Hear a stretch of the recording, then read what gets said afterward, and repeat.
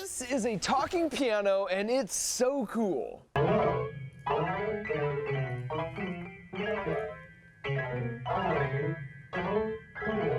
And his name is Chopsticks. So in addition to talking, he can play simple songs like that, but also like really complicated songs. Oh. So today, not only will we talk about the science behind making a piano speak human, but later, he's gonna play the drums for us and sing for us. Not yet, Chopsticks. Remember, for my videos, that song usually comes a little bit later.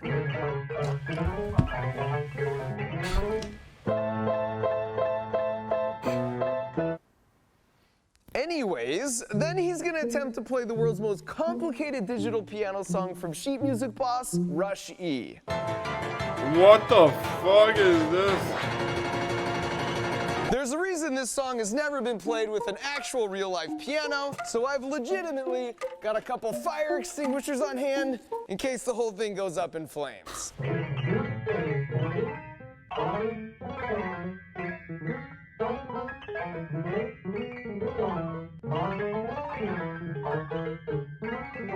But before we get to any of that, we need to first understand the really cool engineering behind how pianos even work. Because if you look at the guts of this modified see-through piano, for something that was invented by an Italian dude 300 years ago, you can see it's pretty complicated. In fact, if you zoom in and just No, I didn't, because I don't have the code. Isolate on a single key, this is what's happening every time you push down on the white part. And if you're thinking like an engineer, you know the best design is always the one that gets the job done in the most simple way possible. And when I first saw this, no offense to 𝘍𝘰𝘭𝘭𝘰𝘸, the inventor of the piano, it just seemed overly complicated. I mean, the first piano I ever played was pretty dang simple. Like, why can't you just have a class 1 lever where when I push down here, there's a fulcrum in the middle and it hits the string here? Well, it turns out there's two problems with that right off the bat. The first is that the hammer remains in contact with the string when you hold the key down. That means the string isn't free to wiggle and vibrate, which is how the sound is created. Like with this guitar, it sounds great until you touch the strings.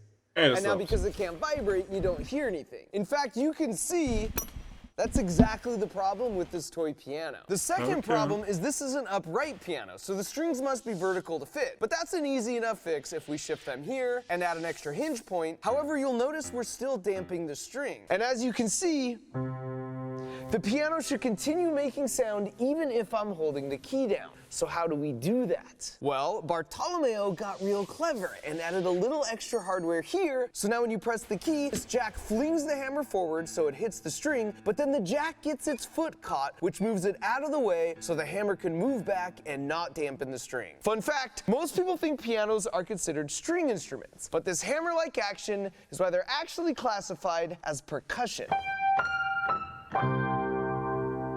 Okay, so now if I press the key down, it will continue to make noise. But wait, if I let my finger go, the sound should stop. So something is damping that string. But if you look in our current build, you can see if I let the key go, there's nothing to stop the string from just continuing to vibrate and make sound. To solve this, Bartolomeo added an extra pivot point and some more hardware. So now you see this damper rests on the string and keeps it quiet until you press the key down. Then the hammer strikes, that is for every it's free to vibrate and create noise all the way up to the moment the key is released. And finally, if I want to play a note really quickly and repeatedly like this, I need the hammer to be close to the string and not way back here like this. So by adding this backstop, it keeps the hammer close after each hit in case I need to quickly hit it again. So there you have it. Apologies to my fellow engineer Bartolomeo. Damn. It turns out it's only Never as thought about it complicated like as that. it needs to be and no more. It's also sort of simplistically beautiful that all that functionality is from only one input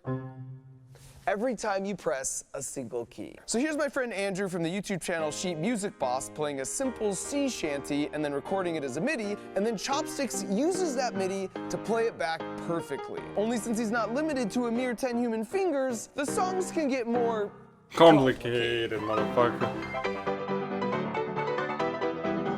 Okay, this is what the.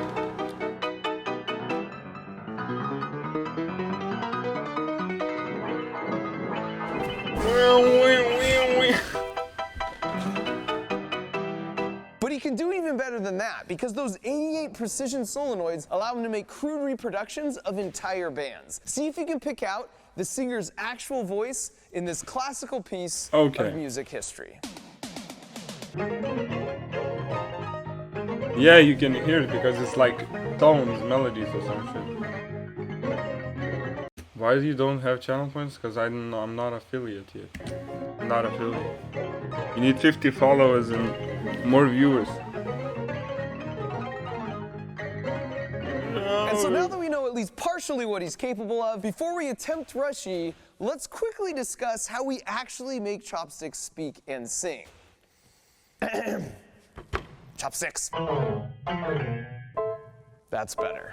And to do that, I'm going to pass it over to my buddy Grant from the YouTube channel 3Blue1Brown for a simple explanation.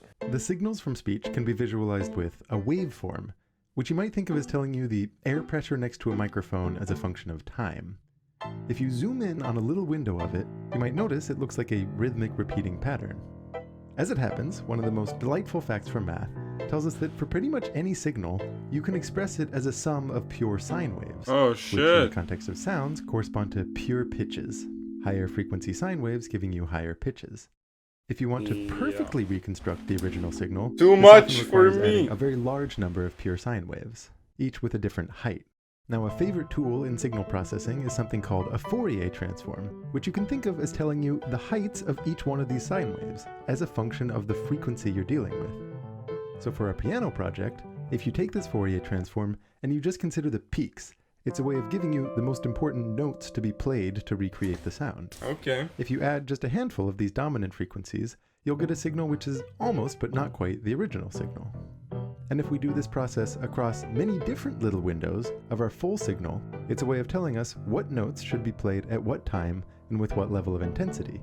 And if you do it right, you can get something that sounds like this. Oh, so Hey Chopsticks, repeat after me.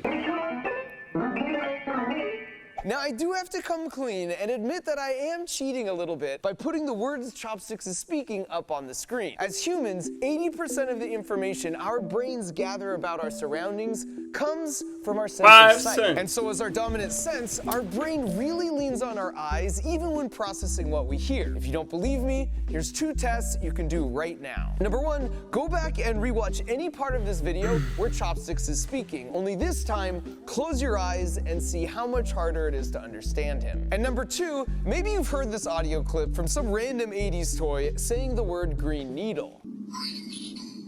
Now compare that to this other clip that says brainstorm.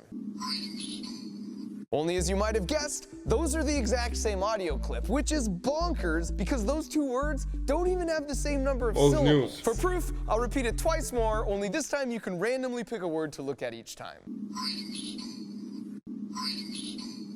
All right, and so now you can hear whatever you want. You just look at the word and you hear it. Big finale. In a world's first exclusive, I present an actual piano attempting to play the world's hardest piano song, 𝘍𝘰𝘭𝘭𝘰𝘸.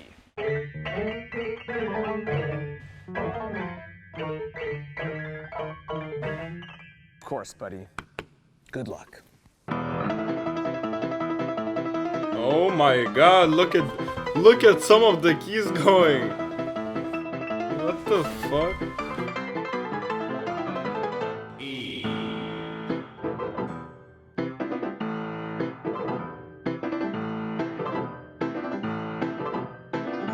Oh my god.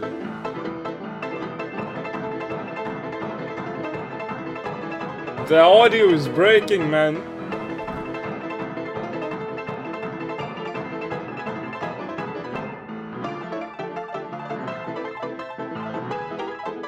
God, motherfucking. What? Is that real smoke? Is that real smoke? What the fuck? Fake smoke.